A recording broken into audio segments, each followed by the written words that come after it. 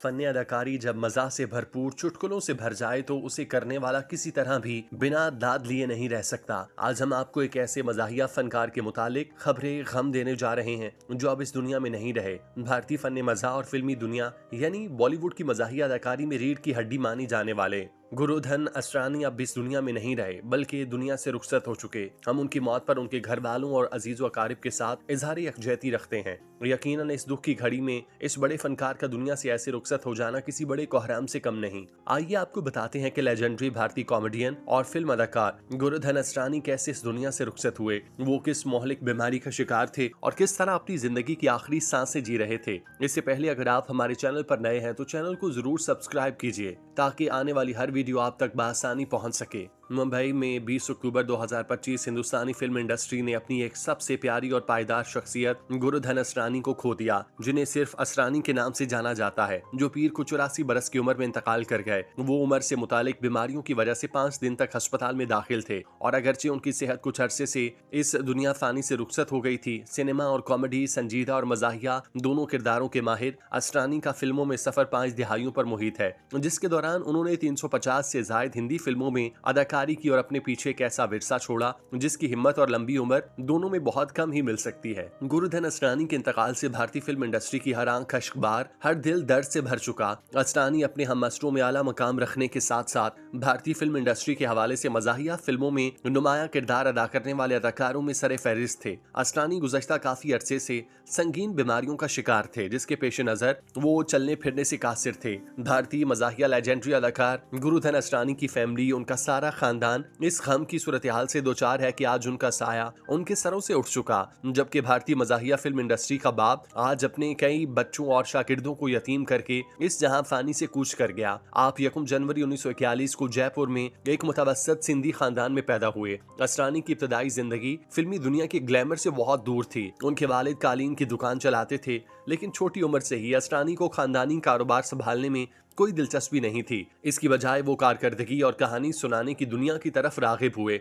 उन्होंने अपनी इब्तदाई तालीम जयपुर के सेंट जेवियर स्कूल से मुकम्मल की और बाद में राजस्थान कॉलेज में ग्रेजुएशन किया। अपनी तालीम के दौरान खुद को सहारा देने के लिए उन्होंने ऑल इंडिया रेडियो में एक वॉइस ओवर आर्टिस्ट के तौर पर काम किया, एक ऐसा तजुर्बा जिसने उन्हें अपने तासुराती आवाज को बेहतर बनाने में मदद दी। ये खूबसूरत स्क्रीन पर उनके ट्रेडमार्क में से एक बन जाएगा। अदाकारी में उनकी बाज़ाब्ता तरबियत 1960 से 62 की साख्ता कलाई भाई ठाकुर के तहत शुरू हुई, जिसके बाद 1964 में पुणे में film and television institute of India चले गए। उन्हीं सफों में शामिल हुए जिसने शत्रुघ्न सिन्हा, जिया बच्चन और सुभाष घई जैसे सितारे पैदा किए। यहीं से असरानी ने अदाकारी के फन में एक मजबूत बुनियाद रखी। कॉमेडी के लिए उनका फितरी मिजाज, इजहार ख्याल करने वाला चेहरा और बेऐब वक्त ने उन्हें एक अनोखी मौजूदगी बना दी, जिससे वो शदीद किरदारों के वसी मजाहिया परफॉर्मेंस के दरमियान आसानी के साथ तशरीफ ले गए। उन्होंने 1967 में हरे कांस की चूड़ियां से बॉलीवुड में कदम रखा, जहां उन्होंने मुआविन किरदार अदा किया, लेकिन उनकी असल कामयाबी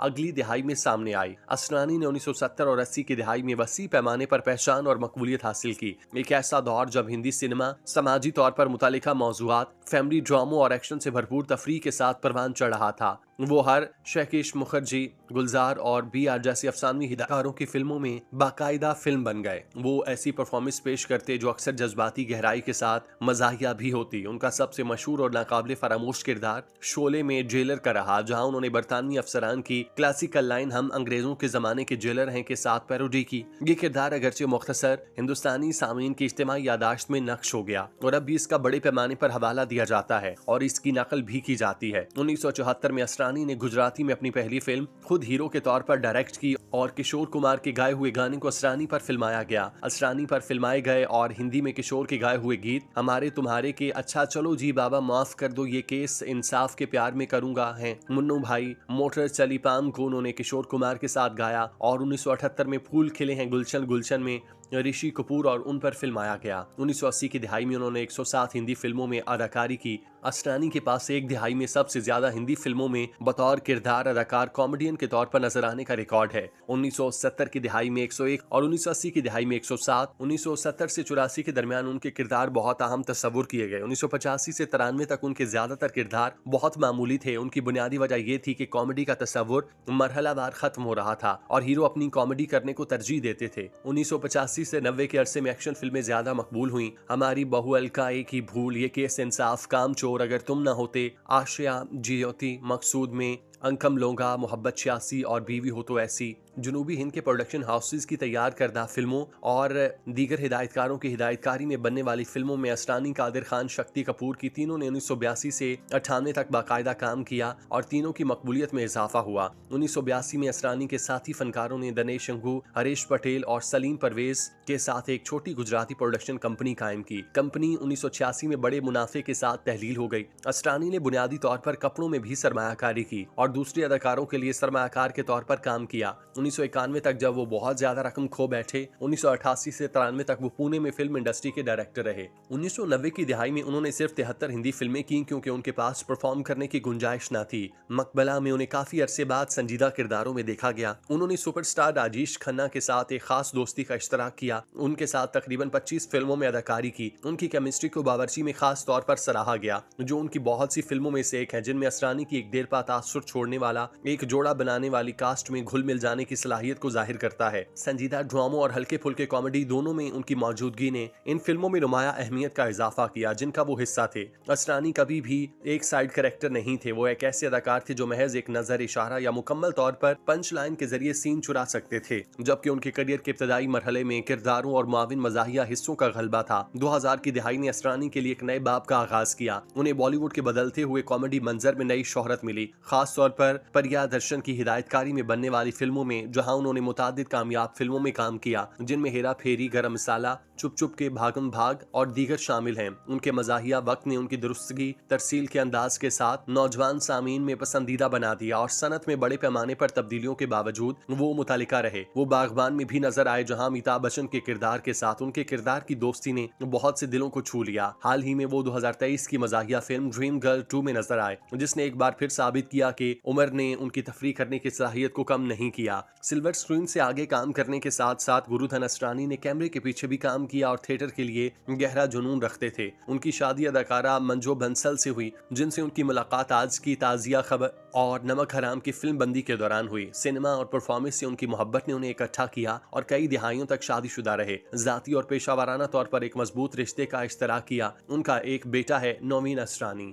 असरानी हिंदी सिनेमा के सबसे प्यारे और काबिल किरदार अदाकारों में से एक थे। उनका करियर पहचान और तनकीदी तारीफ से भरा है। उनकी मिसाल कॉमिक टाइमिंग, मुनफरिद आवाज की मॉड्यूलेशन और मुआविन किरदारों को एक वसी रेंज को पेश करने की सलाहियत ने उन्हें बड़े फिल्मी अवार्ड फंक्शन, खास तौर पर फिल्म फेयर अवार्ड, जो सिनेमा में हिंदुस्तान की सबसे बावकार एजाज में से एक है, बाकायदा नामजद और फाते बनाया। 1970 की दिहाई के अवाइल से वस्त तक असरानी के लिए सुनहरी दौर की निशानदही रही, जिस दौरान उनकी मजाहिया जहानत हकीकी मानों में परवान चढ़ी। 1974 में उन्हें अभिमान में अपने किरदारों के लिए बेहतरीन मुआविन अदाकार के लिए नामजद किया गया। ये फिल्म, जिसमें मौसीकी की सनत के पस मंजर में शोहरत, अना और मोहब्बत को तलाश किया गया, उसी साल उन्होंने आज की ताजा खबर में मजाहिया और दिलकश किरदार अदा करने के लिए बेहतरीन फिल्म फेयर अवार्ड जीता। फिल्म एक क्लिट क्लासिक बनी और खास तौर पर असरानी की कारकर्दगी को उनकी ताजगी और असलियत के लिए बड़े पैमाने पर सराहा गया। उन्हें इसी साल नमक हराम के लिए भी नामजद किया गया, जो उनकी इस्तेदाद का सबूत है और बगैर किसी रुकावट के शदीद ड्रामे और हल्के फुल्के मजाह में तवाज़ुन रखता है।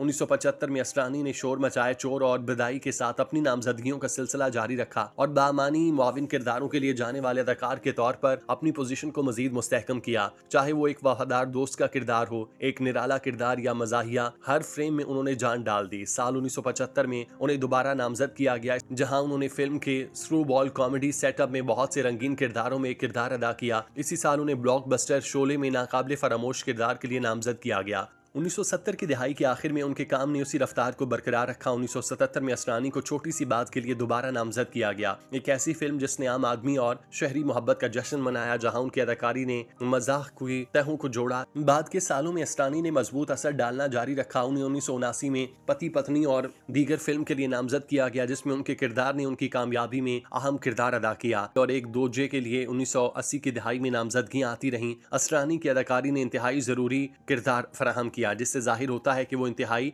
शदीद कहानियों के तवाज़ुन के लिए कितने ज़रूरी थे। उनका इंतकाल हिंदी सिनेमा में एक दौर के खात्मे की अलामत है। एक ऐसा दौर जहाँ किरदार अदाकारों को हीरो की तरह महबूब था और जहाँ हंसी को जहानत, अकल और इंसानी जज्बात की गहराई समझने से तैयार किया गया। हिंदुस्तानी सिनेमा में उनका ताउन मज़ाहिया रिलीफ से कहीं ज्यादा है। इसने एक ऐसे अदाकार की रूह को मुजस्सम किया जो अपने किरदार की तबालत या साइज से कता नजर अपने फन के लिए गहरा अज़्म रखता है। परिस्तार साथी अदाकार और फिल्म साज नस्ल दर नस्ल एक हकीकी लेजेंड के खो जाने पर सोग मना रहे हैं। इंडस्ट्री के कोने कोने से खिराज तहसीन पेश किया जा रहा है। बहुत से लोगों ने न सिर्फ उनके किरदारों को याद किया बल्कि वो गर्मजोशी, आजी और हिकमत से भी अपने साथ ले आए जहां वो गए थे। असरानी भले ही चले गए, लेकिन उनकी आवाज, उनकी हंसी और उनकी अदाकारी लाखों लोगों की यादों में जिंदा रहेगी जो उन्हें स्क्रीन पर देखकर बड़े हुए।